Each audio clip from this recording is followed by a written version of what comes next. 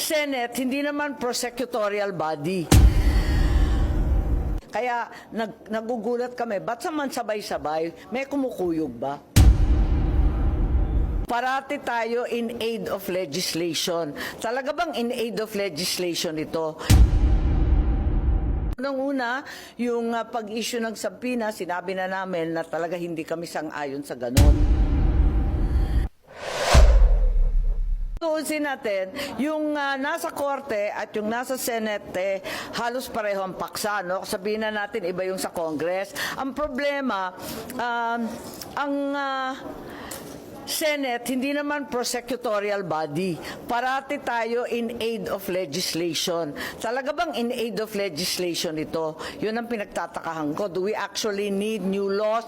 Is that really the intended goal? So kahit ako'y miyembro at naninindigan sa Committee on Women, gusto ko pa rin na may due process sa bawat isa. Ma'am, pero di ba yung pagpapatawag kay Pastor Kibuloy, that's part of due process na ipaliwanag niya yung side niya. Oo naman, pero yung sabay-sabay mong kinakasuhan, pwede rin magdahilan na hindi naman dapat sabay-sabay. Higit sa lahat, may pending na sa court, pare-pareho naman yung paksa, bakit uulitin pa? How do you respond to observations na iba yung magiging trato kay Apollo Kibuloy and then doon kay Senior yun sa Surigao, Senior Aguila? Siya na-contempt, kahit na nag-attend siya, na-contempt siya kasi sabi ng mga senador, di siya nagsasabi ng totoo. Tama, pero straightforward yun. Walang kahalong prangkisa, walang kahalong issue mula sa US tungkol sa foreign exchange, walang kahalong sexual harassment at iba pang kaso mula sa ibang jurisdiction.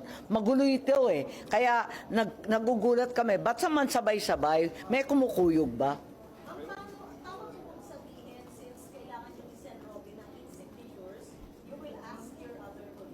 Well, I think there's been an effort to come together to a decision. Unang-una, yung pag-issue ng subpoena, sinabi na namin na talaga hindi kami sang-ayon sa ganon. Dahil kinakailangan nga, alamin muna natin lahat ng kinakailangan alamin. Kasi puro sa kwentuhan lamang, may testigo nga, alam ko, narinig ko si Senator Risa, pero ganun pa man, kinakailangan na bigyan daan pa rin ang nasa korte.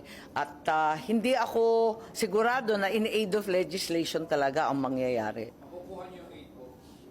Hindi ko pa alam, pero mataas ang pag-asa ko lagi.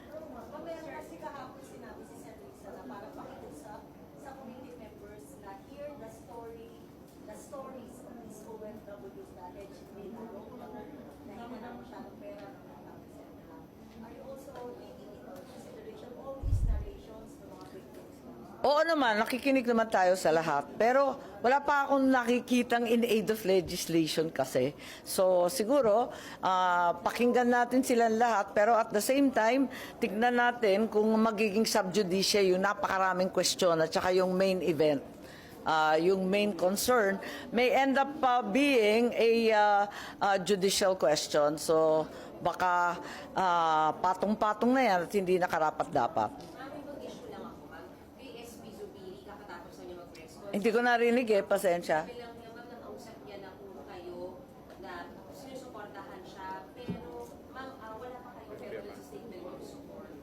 Sinabi ko na, di ba, na-trauma na ako sa pirma. Allergic na ako sa pirma.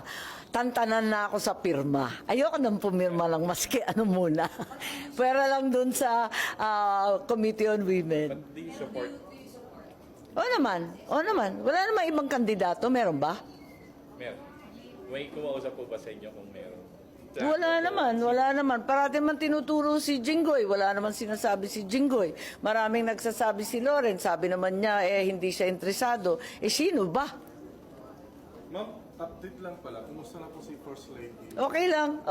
Wala nang lagnat. Pero nag-iingat lang kami dahil sa kanyang edad, ano? Well, I hope not. Yes, I think she's alright. Yeah. Nag-iingat lang. Kasi nga, dahil sa edad, siyempre, ingat na lang kami. Okay, maraming salamat. I don't know, kasi konti lang ang member pala. Iilan lang kaming member.